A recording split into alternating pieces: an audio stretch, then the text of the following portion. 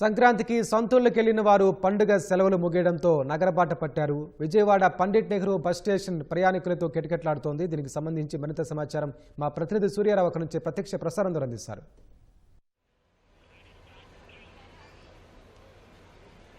వెంకటేష్, ప్రయాణికుల రద్దీతో Vijayawada Pandit Nehru bus station కిటకిటలాడుతుంది. Sankranti ముగిసింది, సందడి ముగిసింది. అయితే తిరిగి తమ స్వస్థలాలకు వెళ్లాల్సిన అవసరంతో మొత్తం బస్టాండ్కి చేరుకుంటున్నారు పెద్ద సంఖ్యలో. ఉదయం నుంచి వేలాది సంఖ్యలో ప్రయాణికులు అయితే విజయవాడ పండిట్ నెహ్రూ బస్ స్టేషన్కు చేరుకుంటున్నారు. అయితే ఆశించినన్ని బస్సులు లేకపోవడంతో ఇబ్బందులు పడుతున్నారు.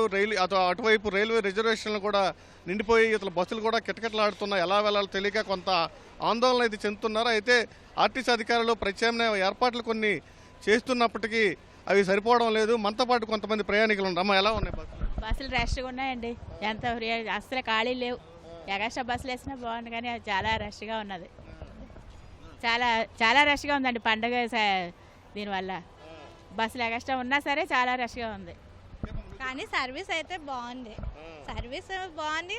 మరి పండుగలు కాబట్టి సంతోషంగా ఇళ్ళకి వెళ్తున్నాం, వస్తున్నాం. కొంచెం బస్సులు ఎగస్ట్రా వేస్తుంటే కొంచెం జనాలు ఇబ్బంది పడకుండా ఉండేవాళ్ళు.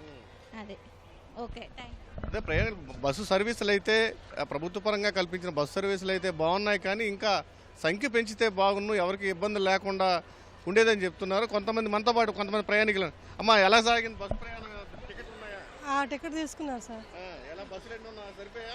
పర్లేదండి, బాగానే రిజర్వేషన్ లేదు సార్. టికెట్ తీసుకుని వచ్చేయడమే అంతే సార్. బస్సులు ఉన్నాయా? ఉన్నాయండి. వస్తా బాగానే ఉందండి. వస్తాను సార్, మాకు బస్ టైం అవుతుంది. అమ్మవారి గుడికి వెళ్ళాలి.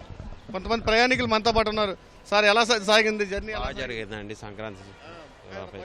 మేము తెలంగాణ నుండి వచ్చాము, సో హైదరాబాద్ నుండి వచ్చాము. బాగా జరిగింది ఫెస్టివల్స్. ఉన్నాయండి. హ్యాపీ. Okay, thanks.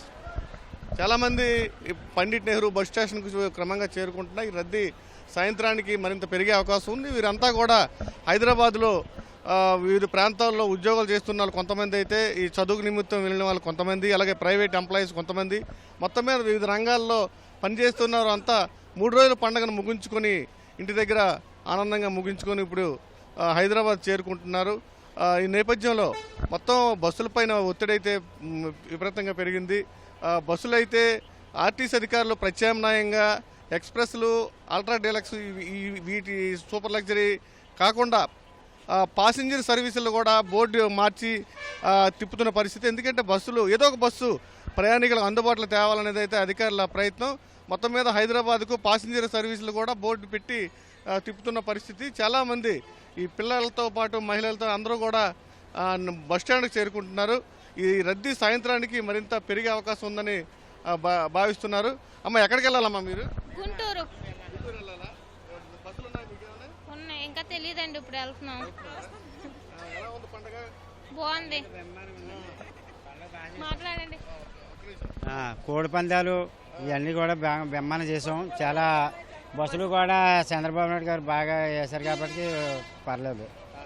అందువల్ల ఏముందంటే కోడి పందాలు కూడా పర్మిషన్ ఇచ్చారు కాబట్టి వీటికి కూడా బాగా ఆడారు, బాగా ఎంజాయ్ చేశారు. చాలా హ్యాపీగా ఉందండి, చాలా బాగుంది. మొత్తం మీద ప్రయాణికులకు బస్సులు కొంత కొరత ఏర్పడినప్పటికీ పండుగను బాగా చేసుకున్నాము. ప్రభుత్వం మంచి సౌకర్యాలు కల్పించింది ఆర్టీసీ పరంగా అని చెప్పి వీరంతా సంతృప్తి వ్యక్తం చేస్తున్న పరిస్థితి. ఇది ఇక్కడ తాజా పరిస్థితి. వెంకటేష్, కెమెరామెన్ భాస్కర్తో Surya, ET news, Vijayawada art studio.